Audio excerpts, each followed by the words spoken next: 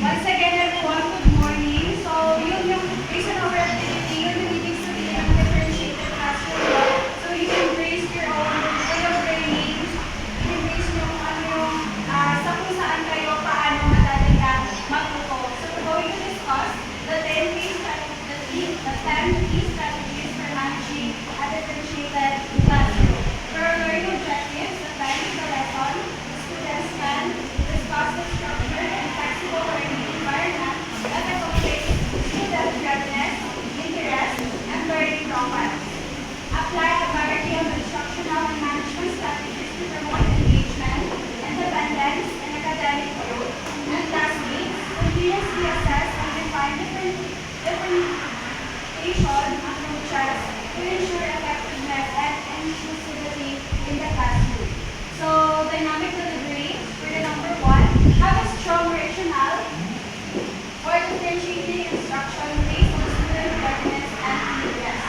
Communicate your rationale with your student and their parents often. So, why do we need to have the strong rationale? Bakit kinakailangan natin magkaroon ng strong rationale para sa differentiated ng classroom, and why we need to communicate?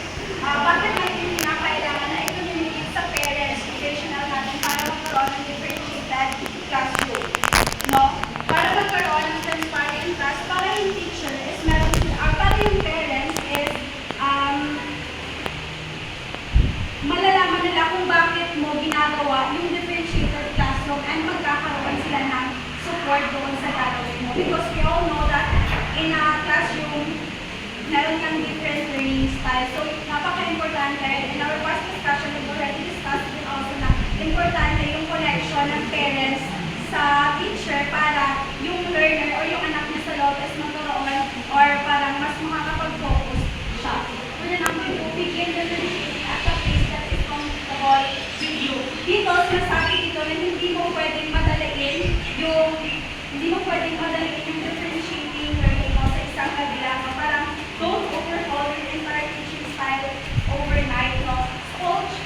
Small change, always remember na small change is very effective. Yung gradual lang, huwag mong biglain yung load ng isang classroom na magkaroon ng differentiated classroom. Kasi the more you parang mas kapag hindi magiging effective yung ginawa mong differentiated classroom is kinakailangan mo itong madaliin. Gradual lang. Para it's because learning takes time. For the number three, 5 differentiated activities for student success. First is time allotted per class should be a bit shorter than the attendance span of the students who work on the class. Kaya nga, kagaya nga ng sinabi ko, no, in a classroom is talagang merong different learning phase. No? Dito daw sinasabi nga na yung time allotted, di ba kasi talagang sa isang classroom, merong mga students na parang meron silang short attention span. So yung gagawin mo dito dyan, imbis na halimbawa for grade 1 student, no, imbis daw na they are starting to write their name, imbis daw na punuin yung isang full na papel, no, sa mga student na mayroong short attention span is parang hindi mo halimbawa 1 to 2 line lang muna, and then bigyan mo sila ng leisure time, no, jumping jumps para magkaroon sila ng motivated bago nila i-continue ulit. No? Kasi, halimbawa lang is nagbigay ka ng huge na coloring book sa isang student. Una-una is ma-overwhelm sila, malinaw sila nakatapos sila sa coloring book, no? Pero, parang kapag tatagal is parang mag-board sila. So, gradual lang, no, for the student who have short attention span. Next is advanced learner often have extended attention span. So, meron din mga learners na parang merong long memory term, no? Yung mga students daw na merong long memory term is parang bigyan mo sila ng maraming time to finish that activity. Kasi kapag binigyan mo sila ng pag binigyan mo sila ng parang maraming oras to do that activity is mas gaganda yung kanilang overall na activity within your subject. Next is ultimate goal.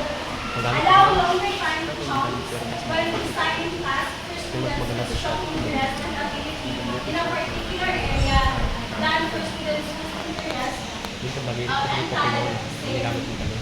as so, yung learners mo kasi kinakailangan mo talaga rin silang alamin, no? Alamin mo yung interest ng learners mo at alamin mo rin kung saan sila magaling. For example, dito sa sinabi niya, kapag ang learner daw is interested doon sa ginagawa niya, talagang magkakaroon siya ng motivation to do such activity. At kapag yung learner naman, halimbawa, hindi applicable sa learner na yon, yung ginawa mong kanyang learning style, is maaari kang gumawa ng another learning style para mas makalearn yung isa mong student. Next is, ultimate goal should be to help all learners in group and independent tasks for longer than what was initially comfortable with them. Kagaya nga, ito yung sinasabi ko na always, as a teacher, always mo isaalang-alang yung kapasidad ng iyong student because always mo paghandaan yung kapasidad ng iyong student, enable for that student na mag-grow better sa loob ng isang classroom. For the number 6 is use an anchor activity to free up your focus or potential of your student. Example, reading journal, writing, general practice, spelling, computation, vocabulary, etc. And can be adjusted to student regardless and interest. So yung anchor activity, parang ito yung binibigay mo sa mga students mo. Parang hahatiin mo yung students mo, no? Ito anchor activity, pinagawa sila na nagbabasa sila. Enable for that, para malaman mo sa loob ng isang classroom kung sino yung kailangan may kailangan ng support mo sa isang kailangan ng support mo, and then ma-identify mo din kung sino yung advanced learner na kinakailangan na mas advanced yung kanilang matututunan. Next is, half of the class works on the anchor activity while other half engages in different content-based activity designed specifically for their needs. Kagaya na yung sabi ko na parang vice versa lang siya, no, na yung student ngayon may anchor para hindi magkaroon ng boredom yung student, no, para yun yung hahatiin mo sila para mas makalearn sila ng mga lessons. Next is create and deliver instruction carefully. So it is important then to create and deliver instruction carefully, knowing na meron different kind of students sa loob ng isang classroom, no? Para bakit? Why do you think we need to create and deliver instruction carefully? Vanessa. Why do you think? And it's important as a teacher to have a differentiated or to choose the appropriate instructions carefully for the students. Keeping in mind that there are different students and they learn different ways, so it's important that the instructions are carefully chosen for their age and for their abilities.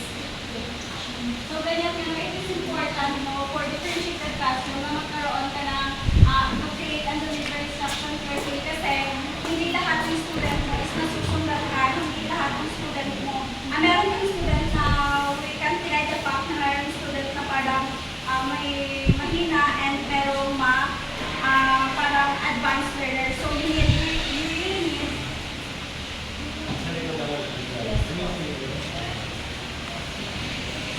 need to create and deliver instruction carefully, enable for you and for your student na magkaintindihan kayo. No? Next is, have a home base for student. Pag sinabi natin home base, ito yung parang comfortable. Kaya nga sinasabi ko na kailangan mo, hindi ka pwedeng dumepende lang sa isang student mo. No? Kailangan parang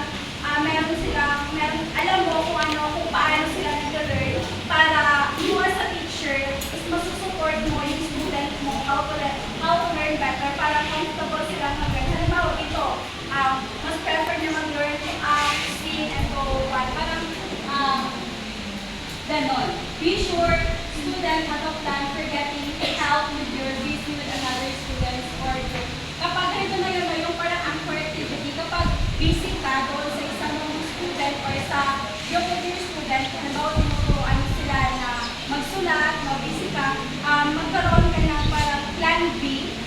halimbawa, meron din students na nagsistruggle within that lesson, no, kailangan mo, halimbawa, magkaroon ka ng different, mag-isip ka ng bagong strategy on how will you make that classroom concise at halimbawa is magpa-activity ka ng team care and share, magkaroon siya ng friend niya para i-discuss yung mga things na hindi niya maintindihan. Next is, be sure, give your student as much responsibility for their own learning as possible, no? Kagaya nga nila sabi ko, hayaan mo yung learner mo na